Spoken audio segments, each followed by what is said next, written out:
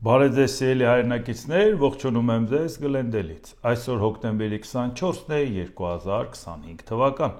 Կխոսենք աշխարհաքաղաքական, տարածաշրջանային, ներպետական, ուշագրավ թեմաներից, որոնք կներկայացնեմ իմ մեկնաբանությամբ։ Իհարկե թիվ 1 իրադարձությունը ոչ միայն նա է, որ տեղի ունենար Դոնալդ Տրամփ Վլադիմիր Պուտին հանդիպում, այլ այն, որ դա չեղարկվեց, եւ դրա հետևանքները հասկանանք ինչպիսին է լինելու աշխարհի համար, մեր տարածաշրջանի համար ու նաեւ մեր երկրի համար։ ԱՄՆ նախագահ Դոնալդ Տրամփ: Ես ուրախ եմ, որ նա այդպես է կարծում, կտեսնենք, թե ինչ կլինի 6 ամսից, ասել է Տրամփը, մեկնաբանելով Վլադիմիր Պուտինի հայտարարությունը, որ պատժամիջոցները չեն ազդի Ռուսաստանի տնտեսության վրա։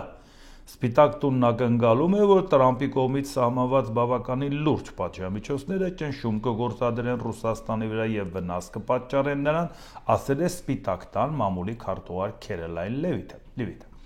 Հիմա տեսնենք, այն որ արդեն Դոնալդ Տրամփին արդեն ասում են բանցել է պատժամիջոցների եւ Պուտինը դրան չի թերահավատորեն ամոթենում, ասում է դե կտեսնենք։ Իսկ դա նշանակում է, որ ինքը մտածում է, որ հետևողականորեն Ռուսաստանին պետք է ապացուցի, որ Ամերիկայի Միացյալ Նահանգները ասացի այդ պետք չի կատականել։ Իհարկե Դոնալդ Տրամփը այնքան բաներ ասել, որ կյանքի չի կոչվի, որի պատճառով կարող են իր ասածին լուրջ չվերաբերվել։ Հիմա ինքը ուղղակի պետք է դա վերանայի ու հասկանա, որ մի հարցում բավական է Ռուսաստանի հարցում ինքը շատ լուրջ քայլ անի եւ դրանով, այսպես ասած, մոռացության կտա մնացած բոլոր հայտարարությունները, որոնք կյանքի չեն կոչվի։ Հիմա ինչպես տեսնում ենք, նա ասում է, որ 6 ամսից կտեսնենք, այսինքն ինքը շատ լավ տիրապետում է Ռուսաստանի տնտեսության վիճակը։ Գիտի, որ ռազմական ռեսուրսների վրա դրած տնտեսությունը երկար ձգել չի կարող։ Գիտի, որ ժողովրդի դժգոհությունը բավական մեծացել է։ Ներսում առաջանում է կենտրոնախույս ուժեր, եւ որի պարագայում հասկանում է, որ չի կարող Ամերիկայի Միացյալ Նահանգների պատժամիջոցները ազդեցություն չունենալ Ռուսաստանի վրա։ Մեր անհանգստությունը նա է, որ հանկարծ վաղն էլ մի հատ ուրիշ իրավիճակում նորից չփոխի իր խոսքը։ Գոնե եթե արդեն համարենք, որ վերջնական համոզվել է, որ Ռուսաստանի հետ խոսելու համար պետք է խոսել ուժի դիրքերից, եւ նոր աշխարհակարգում Ամերիկայի Միացյալ Նահանգների դերակատարությունը չափազանց կարևոր կլինի այն ժամանակ, որ ասի նոր աշխարհակարգում դա լինի միաբևեռ թե բազմաբևեռ, թույլի իրավունքը հարգվելու է այդ աշխարհակարգում։ Այսինքն բավական ուժեղ ենք, որպեսզի հարգենք թույլի իրավունքը։ Իսկ սա առաջի հերթին բխում է Հայաստան պետության շահերից, մենք գիտենք մեր երկրի չափերը, այդ իսկ պատճառով բնականը դա մեր շահերից է բխում։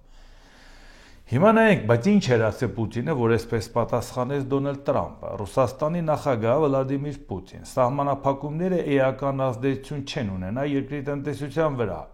բայց ուրիշ բան ասում, իրեն հարգող ոչ մի երկիր երբեք ճնշման տակ ոչինչ չի անում։ Իսկ ԱՄՆ-ի նոր պատժամիջոցները Ռուսաստանի վրա ճնշում գործադրելու փորձ է։ Այս հիմա կշարունակենք Պուտինի ասածը,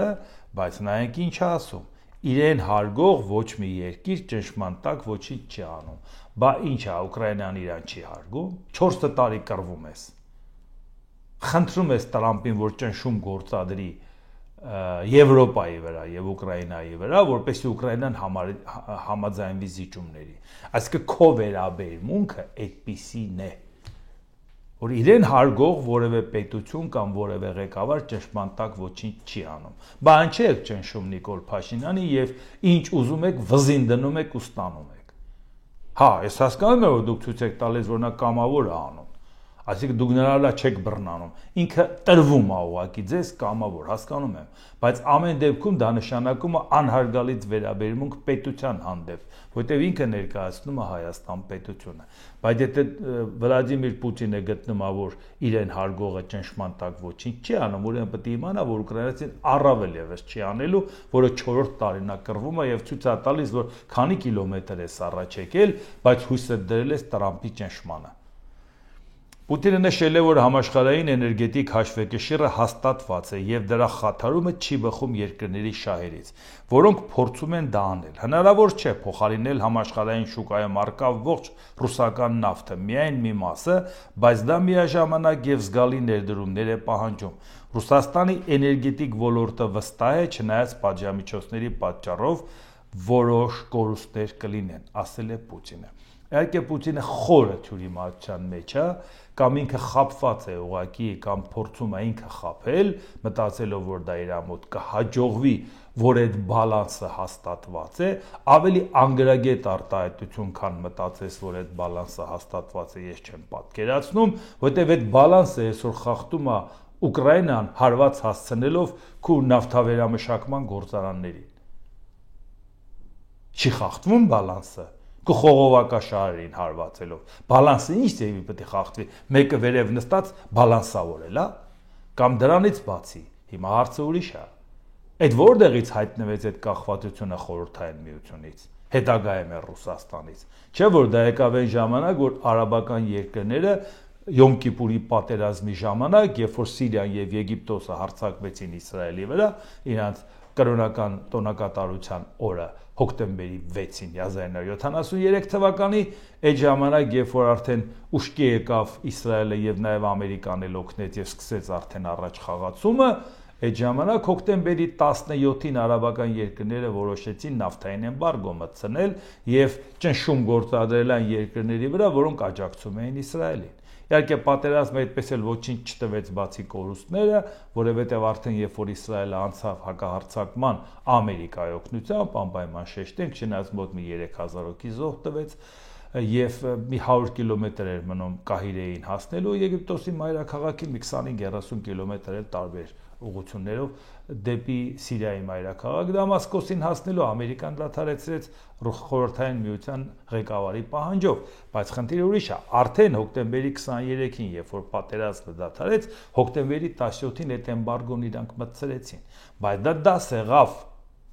տարբեր երկրների, որոնք հասկանան եւ եվրոպական երկրներ եւ ոչ միայն եվրոպական, որոնք հասկանան, որ չի կարելի թույլ տալ արաբական միասնականություն, որի պարագայում ցանկացած հարցում իրանք կարող է խնդիր ստեղծեն։ Իրանք որոշեն եւ քաղաքական ճնշում գործադրեն տարբեր երկրների որոշումների վրա։ Թեպետ մի քանի ամիս տևեց ընդամենը էմբարգոն 73 թվականին, բայց շատ ծանր ապտակ էր հասկանալու համար, որ այդ միասնությունը թույլ չպետք է տալ։ Արաբական OPEC-ի մասին է խոսքը։ Եվ ինչ արեցին, սկսեցին հետևողական քայլեր։ Մի ուղղությամբ բարեկամ երկրներ ստեղծեն արաբական երկրների մեջ։ Միացյալ Նահանգները այդ ուղղությամբ քայլեր արեցին։ Առաջինը Եգիպտոս, հետո Հորդանան, հետո Սաուդյան Արաբիա, բոլորը չթվարկենք, իրանք հերթով սկսեցին աշխատել, այսինքն այդ միասնականությունը չպետք է լինի։ Սա մեկ, հետո Իրաքն էլ Քուվեյթ մտավ, Իրաքին էլ պատժեցին, Իրաքում զորք մտցրեցին, պատերազմել եղավ։ Մի խոսքով այդ միասնականությունը խաթարվեց։ Մի մասը շատ բարձր գնահատեց Միացյալ Նահանգների հետ գործընկերությունը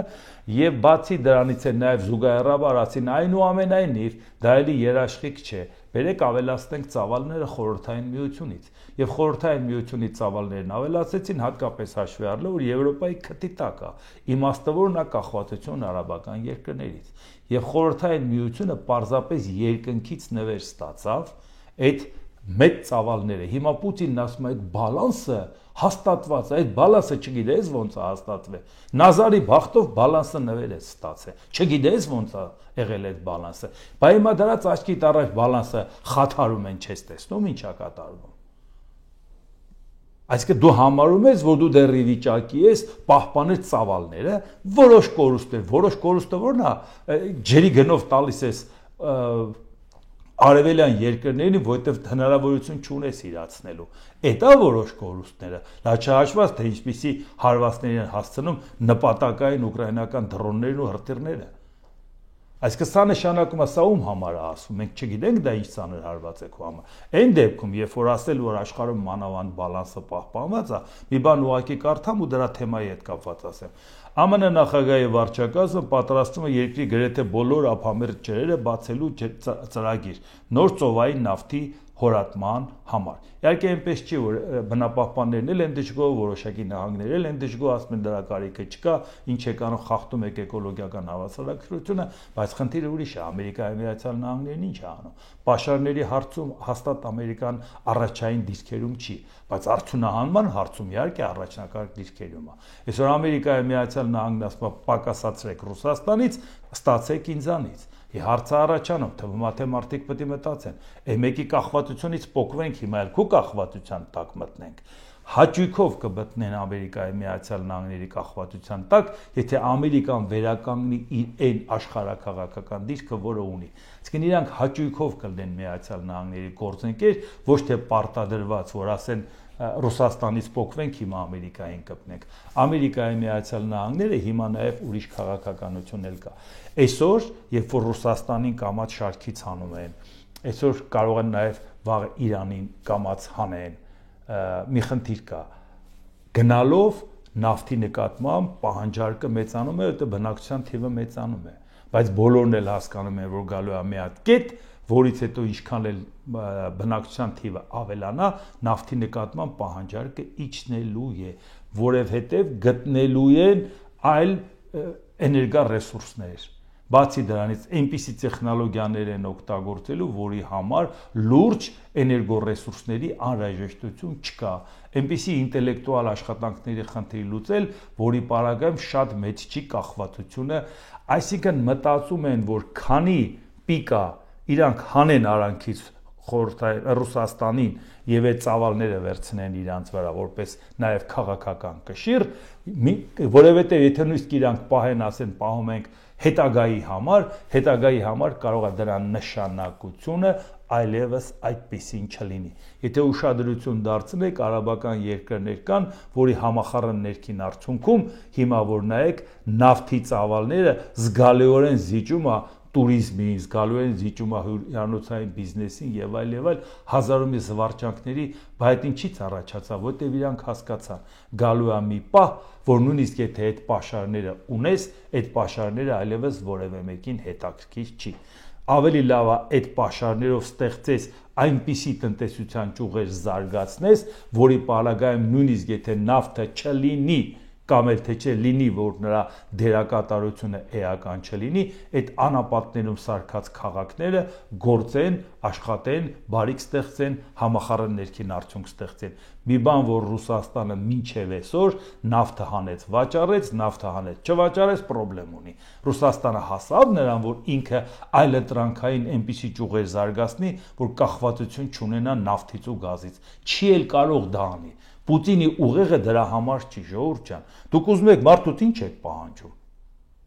Ոնց կարող է պատա իր ուղեղը մտածի, ասի, բա որ նավթը չլինի, ինչ ենք անելու։ Մեծ մարդը միջև մի այդ խելքին է, ասում է, աշխարհաքաղաքական բալանսը, նավթային բալանսը պաշտպանված է։ Ոնց եք կարծում մեզ կարակ հանեք։ Նույնիսկ չի պատկերացնում, որ կարող է մենք չենք հանողը, մյուսները չեն հանողը։ Աշխարհը փոխվում է, առաջ է գնում։ Եվ բնակչության թվի հետ կապված այլևս հակառակ process-ը ալնելու։ Քանի հիմա ավելանում է, իրանք փորձում են քեզ հանեն, որովհետեւ դու քաղաքական լծակ ես դա դարձրել։ Հիմա պարզ չի, որ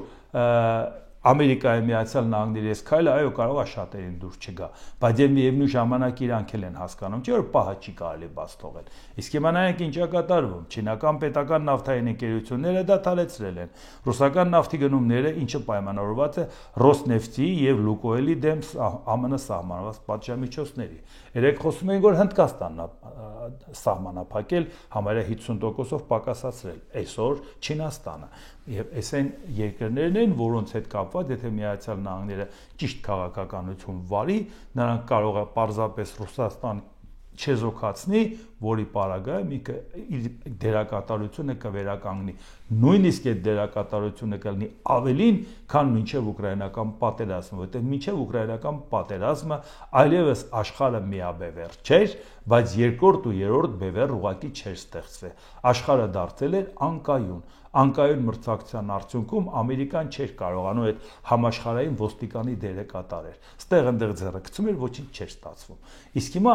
եթե Ռուսաստանի շարքից հանի որպես շատ ծանրակշիռ խաղացող, նրա դերակատարությունը ավելին կլինի, քան մինչ ուկրաինական պատերազմը։ Եվ հիմա շարունակությունը նայենք ինչ է կատարում Սպիտակ տան մամուլի քարտուղար Քերոլայն Լևիտ։ ԱՄՆ նախագահ Դոնալդ Տրամփը կհանդիպի Չինաստանի Ժողովրդական Հանրապետության նախագահ Սի Ջինպինի հետ Ասիա առաջիկա այցի շրջանակներում։ Սա այն կարևոր հանդիպումն է, բացի նա, որ իրան հրավիրել են նաև Չինաստան գնա հատուկ ոչ թե այս համաժողովի շրջանակներում, շատ են խոսել դրա մասին, որ այն ձախողված քաղաքականությունը, որը ի սկզբանե տանում էր Դոնալդ Տրամփը, որ պետք է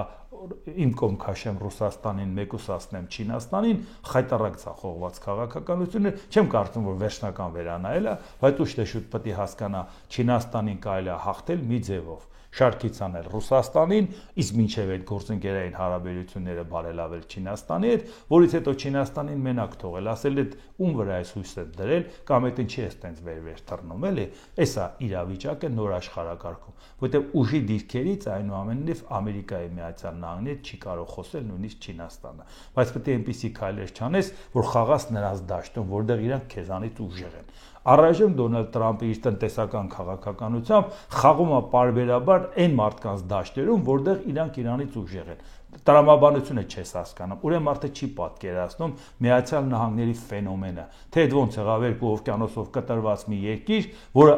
աշխարհում ամենամեծ տնտեսությունն ունի։ Ոնց պատահեց։ Ինչի դա չունի Բրազիլիան, ինչի դա չունի Կանադան, ինչի դա չունի Մեքսիկան։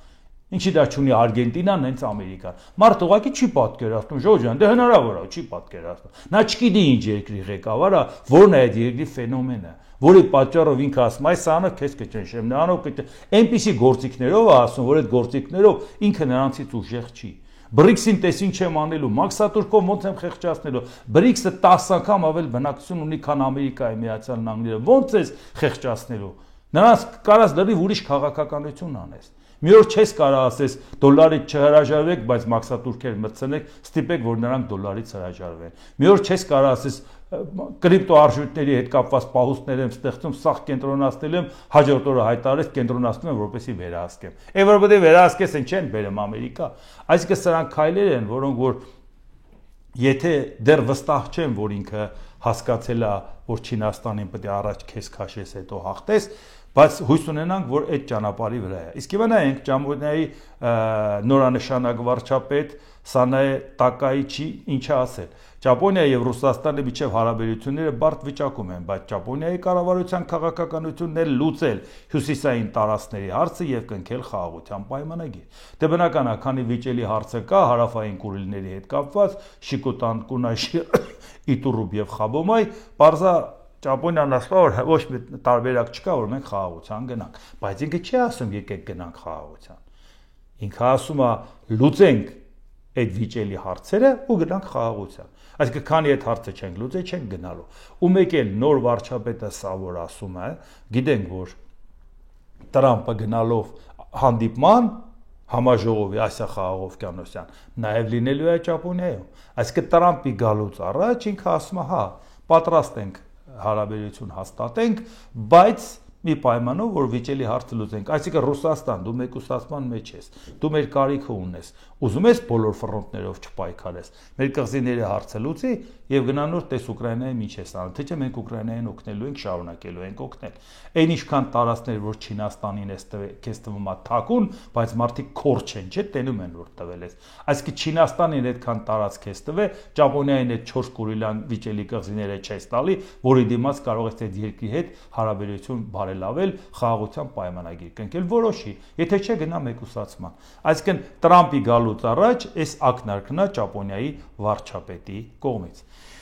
Լիտվայի նախագահ Գիտանաս Նաուսեդա ինչա ասում, ռուսական ռազմական ինքնաթիռներն այսօր երեկոյան խախտել են Լիտվայի օդային տարածքը, սա միջազգային իրավունքի եւ Լիտվայի տարածքային ամբողջականության կոպիտ խախտում է։ Սա եւս մեկ անգամ հաստատում է եվրոպական օդային պաշտպանության պատրաստվածության ամրապնդման կարեւորությունը։ Լիտվայի արտաքին գործերի նախարարությունը կկանչի Ռուսաստանի դեսպանատան ներկայացուցիչներին բողոքելու այս անզգույշ եւ վտանգավոր վարքագծի դեմ, ասել է Լիտվայի նախագահ։ Այնպես չի, որ օդային տարածքը խախտելը շատ մեծ արտառոց բան է եղել ժամանակին, բայց դրան առանձնապես ուշադրություն չեն դարձրել, որտեղ ասել են հա դե լավ հնարավոր է, կարող է լինի, բայց հիմա այս վերջերս որ հաճախակիացել է եւ դա համընկել է նրա հետ, որ Ռուսաստանն ասում է արևմուտքին ճնշելու եմ, Եվրոպային կխփեմ, այս կանեմ, եթե Ուկրաինային օգնեք եւ այլն, սա շատ ավելի դե ցցուն ձևով ներկայացնում են, որ այս ինչ է անում, որտեղ Լիտվայի վրա, Լիտվայի սահմանը որտեղով են հատելու։ Այնչի ինքը սահման ունի Լիտվայի հետ։ Եթե հաշվենք Կալինինգրադը, որ սկի իրանն էլ չի, որտեղ Առաուտեցիլիկո կանգնում ասում է, բերեք ցարական Ռուսաստանը վերականգնենք կամ Խորհրդային Միությունը։ Խորհրդային Միության ժամանակ ինչ էր, որ ստեղծվել էր Խորհրդային Միությունը, այդ ժամանակ Կալինինգրադը, Քյոնիցբերգը Խորհրդային Միության կազմում էր։ Հետո պատերազմից հետո եղավ, չէ՞։ Այսինքն այդ ոնց է ալնում, որ քեզ վերաբերում, ասում ես Ֆինլանդիան իմն է եղել ցարական Ռուսաստանի ժամանակ, այդ իմն է, բայց Կալինինգրադը դա արդեն իմն է վերջ։ Չի լինում տես որոշի պատմական որ քարտեզով են շարժվում։ Դրա համար եմ ասում, եթե դա մտնելու է Կարելիայից, ներողություն, բանից Կալինինգրադից շատ ավելի վատ իր համար, որ այդ անկայունությունն առաջացնելու որ այնուամենից պետք է այդպիսի պլազդարմ չթողեն Եվրոպայի այդ աշխարհակաղակական այդպիսի դիրքում եւ երկրորդ կամ մտնելու է Բելարուսի տարածքով, թե չէ ուրիշ որտեղով է գալու Ռուսաստանը օդային սահման խախտի։ Երկու պարագայում էլ դա խնդիր է, որ հիմա ասում են, որ Եվրոպա մեծ միասնական օդային տարածքը փակելու խնդիրը, այսինքն սա լրացուցիչ օգնում է, որպեսզի Եվրոպան արդարացնի իր ընտրողներին էլ ասի, Ժողովուրդ ջան, հիմա հասկանում եք ինչի ենք զինվում։ Տենում եք ում հետ գործ ունենք։ Այս մարդիկ չեն հաշտվում խաղաղության հետ։ Այս մարդիկ ուզում են մեր տարածքը գրավել։ Իսկ հիմա կռևլի մամուլի ծառայությունը հաղորդել է Ռուսաստանի նախագահ Վլադիմիր Պուտինը հեռախոսազրույց է ունեցել Ադրբեջանի նախագահ Իլհամ Ալիևի հետ։ Զրույցը հոկտեմբերի 9-ին ԱՊՀ գագաթնաժողովում կայացած զրույցի շարունակությունն էր։ Երկու պետությունների ղեկավարները վերահաստատել են առևտրատնտեսական կապերի հետագա զարգացման եւ համատեղ նախագծերի իրականացման փոխադարձ հանձնառությունը։ Պուտինն ու Ալիևը քննարկել են տարածաշրջանային համագործակցության եւ միջազգային իրավիճակի մի շարք ասպեկտներ եւ պայմանավորվել շարունակել շփումները տարբեր մակարդակներում։ Այսինքն սա է միամիտների համար, որոնք կարծում էին, որ Ադրբեջանի եւ Ռուսաստանի հարաբերությունները վերջ անգամ կառուցել էին մի քաղաքականություն, որ հեսա Ռուսաստանը կհարվածի Ադրբեջանին եւ մենք էլ մեր հարցերը կլուծենք։ Շատ միամիտ պատկերացումներ։ Ադրբեջանը շատ լավ էլ առիթն օգտագործեց Ռուսաստանին բացատրեց, որ հասկացի, դու չես կարող 2020 թվականի նոյեմբերի 9-ի համապատասխան պայմանավորվածությամբ վերահսկեց Շունիկով ճանապարհը, այլապես այդ ճանապարհը չի կառուցվի, որևէ մեկը դրանից չի օգտվի, որպես Ռուսաստանը վերահսկի, մեր մի կողմ քաշվի, մենք էլ քեզանից նեղանանք։ Տրամպն էլ բիզնեսմեն է, գնանք այնա համոզենք, թող գա Տրամպը այդ ճանապարհը վերցնի, Տրամպը բավական է այդ ճանապարհը վերցրեց, դրանից հետո մենք արդեն գիտենք, որ ախպերություն է մերը։ Կարևորը որ մենք կարողանանք Հայաստանից ազդեցություն պոկենք եւ դա անենք Տրամպի ձեռքերով եւ պատահական չի որ անմիջապես դերսկի թանակը չչորացած իրանք այդ ճանապարհը կոչում են Զանգեզուրի միջանց նույնիսկ չհարգելով Տրամպի անունը այն դեպքում երբ որ ասում են Տրամպի անունը դնենք որպեսի ներդրումներ կան իսկ հետո էլ ասում են որ դա լավագույն դեպքում կկառուցվի մինչեւ 2028 թվականի վերջ այսինքն դա նշանակում է որ լավ ոչ մեկը չգիտի թե գալուց հետո մյուս ադմինիստրացիան որի ձեռքին նման փաստաթուղթ կա պատրաստում է այդ ճանապարհի հետ կապված շատ լուրջ դերակատարություն ունենալ թե չէ որովհետեւ ի վերջո Տրամպի ադմինիստրացիայից առաջ հետաքրքրված չէին եւ պատահական չէ որ նաեւ Հայաստանն էլ է շահագրգռված 2020 թվականի նոյեմբերի 9-ի կետի սկզբին ասում են մենք ոչ մի բան չենք փոխել ամեն ինչ մնում է Փաշինյանն ասուլիսի ժամանակ ասեց բայց հետո իրանք հասկացան որ այնուամենայնիվ եթե Ռուսաստանի չասեն էլի մի կողմ քաշվի չի ստացվում ոչ թե մենք քեզանից նեղանում ենք դու հետ քաշվի այդ ճանապարհի հարցը լուծենք Թուրքիայի, Ադրբեջանի, Ամերիկայի հետ նոր քու դերը ուկա մենք տեսանք չէ ինչ արագությամբ Փաշինյանը ցույց տվեց որ Ռուսաստանի դերակատարությունը ավելին է քան որևէ մեկը կարող է պատկերացնել այստեղ եւ պատահական չի ես ինչի համար եմ ասում որ նաեւ ուշադրություն դարձրեք մի հատ շատ հակասող բան էր էլի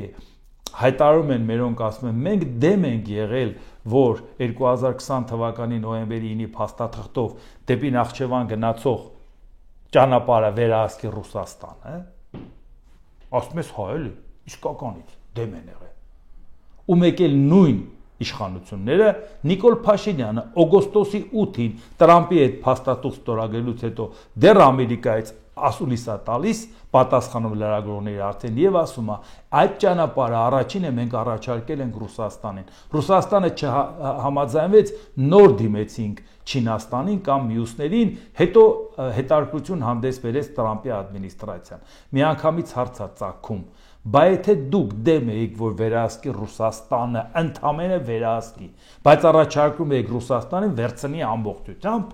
Ժողովուրդ մի հատ դուք չեք մտածում, որ էնել եք դուք հայտարարել, էնել եք դուք հայտարարել, եւ այդ երկու հայտարարությունը դժվար չի, որ վերցնենք դնենք իրար կողք, ու ասենք ժողովուրդ,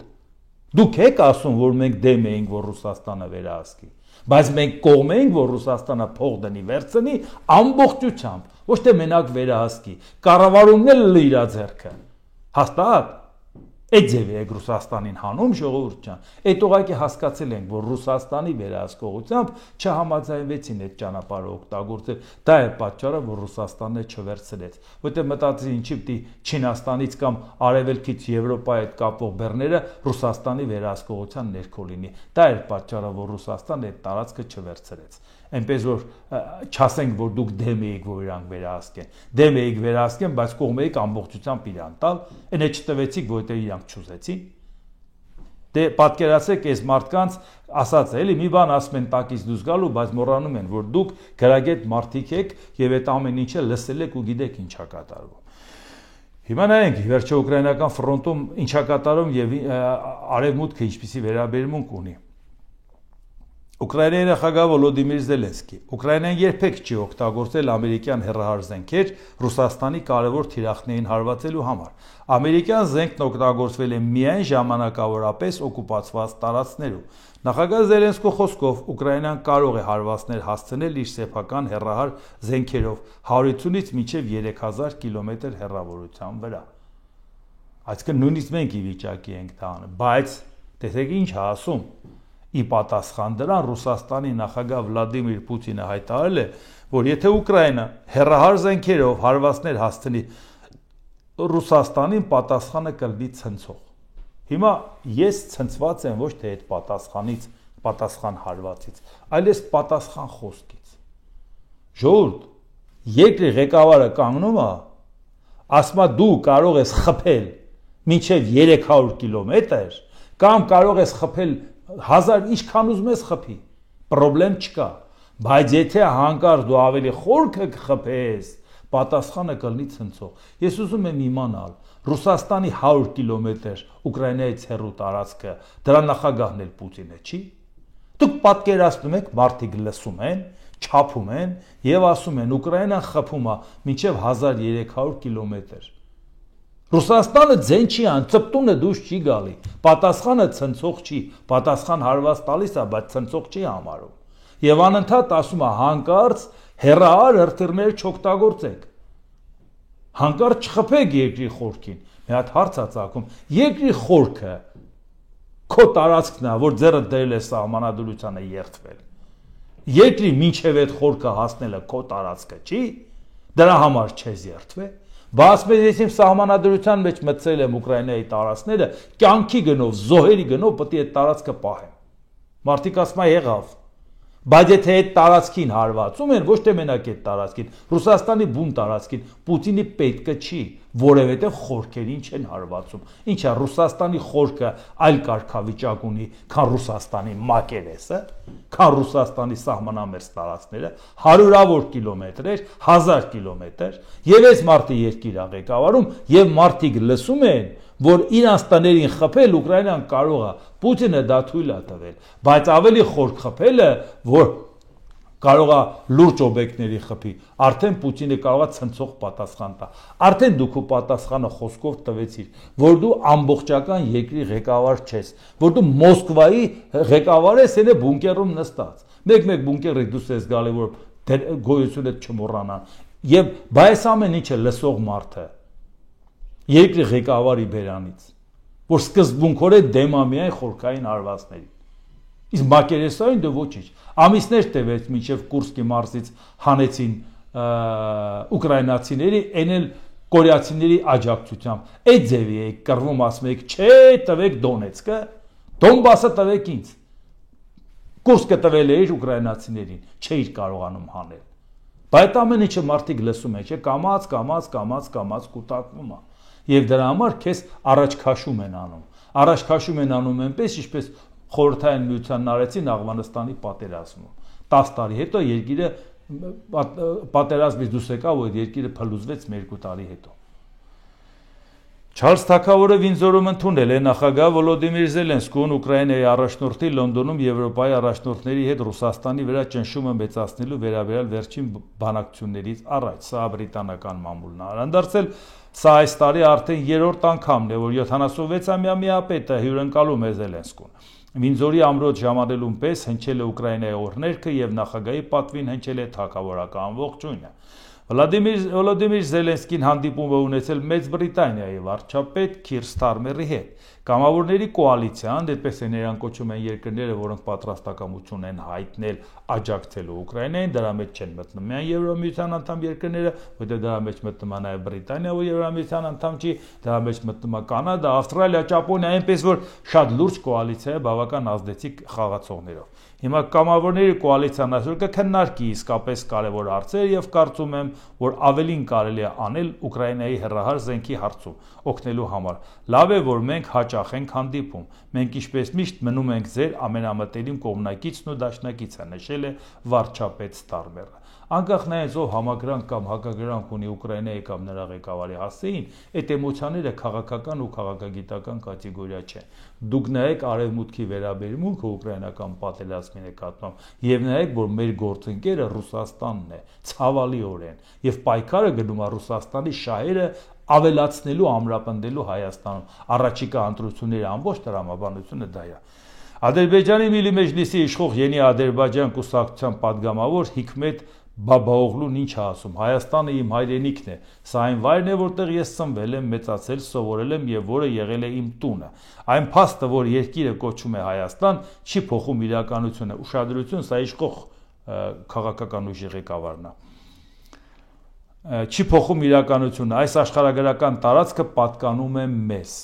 Ես հիշողություններ ունեմ, որոնք կապված են Հայաստանի Ամասիայի շրջանի ներկայումս Շիրակի մարզ յուրաքանչյուր սանտիմետրի հետ։ Ես ուզում եմ ֆիզիկապես կրկին դիպչել այս հիշողություններին, կրկին տեսնել մեր նախնիների կողմից մեզ թողնված մեծ նյութական եւ մշակութային ժառանգությունը։ Ահա թե ինչու եմ ուրախ Հայաստան ճանապարհորդելու համար։ Սակայն խոսելով մեր պատմական հողերում ապրող ժողովրդի ներկայացուցիչների հետ փոխհարաբերությունների մասին, ինչպես նշել է մեր նախագահը, մենք կարող ենք ցանկացած տնտեսական եւ առևտրային կապեր կառուցել, բայց երբեք չպետք է մոռանանք այն հանցագործությունների մասին, որոնք հայերն արել են ադրբեջանական ժողովրդի դեմ, հայտարարել է Ադրբեջանի падգամավորը։ Հիմա դա ուշադրություն դարձրեք։ Առաջինը, բայց ո՞նց է, որ մենք իրական Հայաստանն ընդունում ենք, այն ինչ որ մեզանից դուսնա մերը չի, իսկ նրանք իրական Ադրբեջանը չեն ընդունում։ Բաց մեկ Ադրբեջանն ու Հայաստանը փոխադարձաբար ճանաչել են տարածքային ամբողջականությունը։ Իշխող քաղաքական ուժի падգամավորը ո՞նց է ասում դա մեր պատմական հողն է ամբողջությամբ։ Հարցը նա չի, որ դա սխալ է։ Հարցը չի, որ դա իրականությանը չի անբար, բայց ինչի է ասում, եթե փոխադարձաբար ճանաչել եք տարածքային ամբողջականությունը եւ իրանք իրական Ադրբեջանի падգամավորն են, ոչ թե պատմական Ադրբեջանի։ Բայց դեպի խաղաղություն գնում Ադրբեջանի հետ։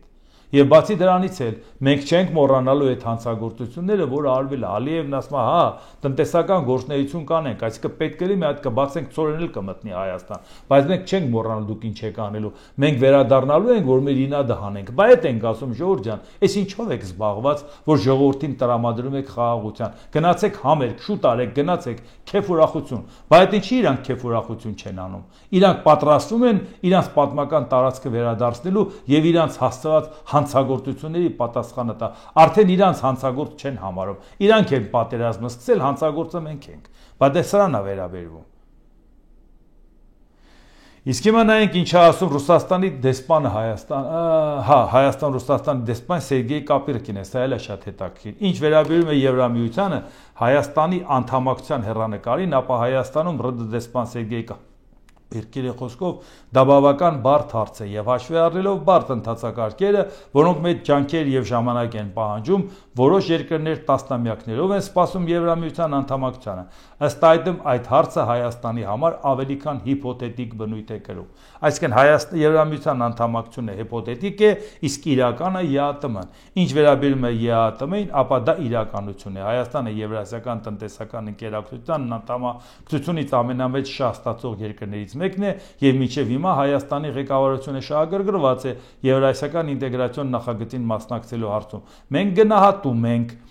այդ դիրքորոշումը եւ միշտ հստակ մոտեցում ենք ցուցաբերում։ Պատրաստ ենք սերտորեն համագործակցել, աջակցություն ցուցաբերել ընդգծել Ռուսաստանի դեսպանը։ Այսինքն Եվրամիության անդամակցությունը հիպոթետիկ է,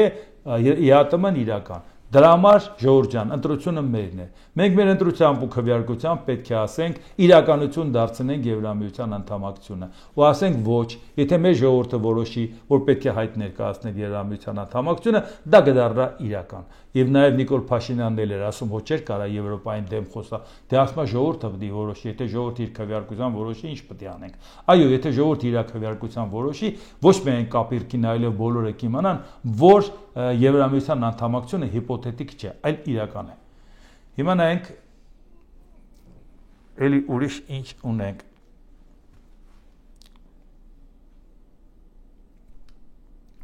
Ինչ ասե Սերգեյ Կապերկինը, Տրամպի ուղու հարցը բնականաբար քննարկվում է Ռուսաստան-Հայաստան բարձր մակարդակի երկխոսության շրջանակում։ Ամեն դեպքում այդ թեման չի կարող չբարձրացվել։ Ես այստեղ կհիշեցնեմ Հայաստանի ղեկավարության հայտարարությունները, որ այդ հարցը քննարկվում է միայն ԱՄՆ-ի հետ։ Ոչ, ասում եմ, բայց թեման կարևոր է եւ այն իհարկե չի կարող չարծարծվել մեր երկխոսության շրջանակում։ Ինչ վերաբերում է կոնկրետ այսպես կոչված Տրամպի ուղուն, մենք սպասում ենք գործարկման մանրամասների, մեխանիզմների մասին ավելի կոնկրետ տեղեկատվության գծել է Կապերկինը։ Եվ պատահական չէ, եւ նաեւ ուշադրություն։ Ինքը հատուկ ընդգծում է, որ սա մեր հետ քննարկվում է։ Մենք հո գիտենք, որ քննարկվում է։ Այսինքն Հայաստանի իշխանությունները չփորձեն հանկարծ Հայաստանի տարածքում ասեն, գիտեք, դա մենակ մեր ու Ամերիկայի գործն է։ Մենք շատ լավ գիտենք, որ Ամերիկայում է ասել, որ Ռուսաստանի շահերին համապատասխանում է Տրամպի ուղին, Իրանի եւ Ռուսաստանի։ Հավաստիացնում ենք ձեզ։ Բա հարց է ցակում առանց իրանց հետ քննարկելու ոնց է իր հավաստիացնում, որ դա իրանց շահերին դեմ չի։ Հետո լեղապատար Իրանի հետ խոսեցիք, պարզաբանեցիք, որ դա բխում է Իրանի շահերից, լեղապատար Պուտինի հետ խոսեցիք, ասիք բխում է իր շահերից։ Բա այդ ենք ասում ժողովուրդ ջան, որ կարող է գա մի հատ իրավիճակ, որ այդ Տրամպի ուղու ակտուալությունը Ամերիկայի Միացյալ Նահանգների հաջորդ ադմինիստրացիայի համար մեծ չլինի, բայց այս ընթացքը մենք ժամանակը կորցրածելնենք հետևողական քայլերով մոտենանք Եվրոպական միությանը, որի պարագայում մեր երաշխիքները կլինեն անկախ նայած թե Ամերիկայում ինչ ադմինիստրացիա կգա։ Տրամպի ադմինիստրացիան մեզ անվտանգության երաշխիք չի տվել, բայց նույնիսկ եթե մենք ենթագիտակցորեն մտածում ենք, որ դա կախված է այս ճանապարհի հետ, համարենք դրա հետ կապված։ Իսկ եթե այդ ճանապարհի ակտուալությունը կորի, դուք պատկերացեք Հայաստանը սխալ ուղու վրա ժամանակավատն է, առավելևս երբ որ մենք գործընկեր չենք Տրամպի հետ։ Մենք ընդհանրապես տնտեսական հարցում մենք պատրաստ ենք իրան ինչ-որ բան զիջել։ Առավելևս երբ որ մենք տեսել ենք, թե ինչպիսի դաշնակից է Ամերիկայի Միացյալ Նահանգները Իսրայելի համար, բայց Իսրայելն են կանգնում ասում է հոп, այս գծից այս կողմ, հանկարծ չափը չանցնես, կարող է խնդրեմ ունենաս։ Այսինքն մենք դա էլ գիտենք եւ չենք գերագնահատում այդ աջակցությունը։ Իսկ մի բան էլ Հայաստանը դեորակարգը մեր գիտեք ինչին է վերաբերվում, ինչը քննարկվում, կարելի է կարծել այս աշխարհի թեմաները մենակ մեզ է վերաբերում, իրանց չի վերաբերվում։ Ազգային ժողովի նախագահ Ալեն Սիմոնյանն հայտարարել է. այո, Ռոբերտ Քոչարյանը, Դաշնակցությունը եւ Հանրապետական կուսակցության որոշ ներկայացուցիչներ ամեն ինչ արեցին աջակցելու հեղափոխությանը։ Դա փաստ է եւ այդ բանավեճը պետք է ավարտել։ Դուք նույն համակարգի ներկայացուցիչներն եք, որը մարդկանց վրա է կրակել եւ բանտեր նետել։ Հիմա հարց է ցակում։ Սխալ է ասում, իհարկե սխալ չի ասում։ Ինչը մենք չգիտենք, որ դաշնակները ոնց թռան Սերժ Սարգսյանի վրից ու միացան Նիկոլ Փաշինյանին։ Այսօր Քոչարյանի թիմակիցները, որոնք падգամավորներ են Հայաստան դաշինքի, բոլորը ողջունում էին Սերժ Սարգսյանին տապալելը։ Էնի ելույթներ էին ունենում կրակոտ, էլ հրապարակ էին գալի, էլ այնտեղ թռչկոտում էին, պաշտպանում էին Մերժենք Սերժին ծրագիրը։ Այդ ամեն ինչը փաստ է, չէ՞։ Հանրապետական կուսակցությունից է որոշ падգամավորներ թե ձայն չտային, Նիկոլ Փաշինյանը վարչապետ չէր ընտրվի։ Հիմա հարցը սա է։ Մենք այս ամենը չգիտենք, դրա համար ասում ենք հերիք հասեք այս իշխանությունը վատնա։ Այդ իշխանությանը դուք օգնել եք, բերել եք իշխանության եւ որոշ ժամանակ հեղափոխությանը փայատեր եք ձեզ համարում, ուզում եք դրա դիվիդենդները ստանաք։ Դրա համար ասում ենք երկուսով իրար ձեր բռնած գնացեք, որտեւ այն իշխանությունը, որը ասում է, որ դուք մարդկանց վրա կրակել եք եւ այլ,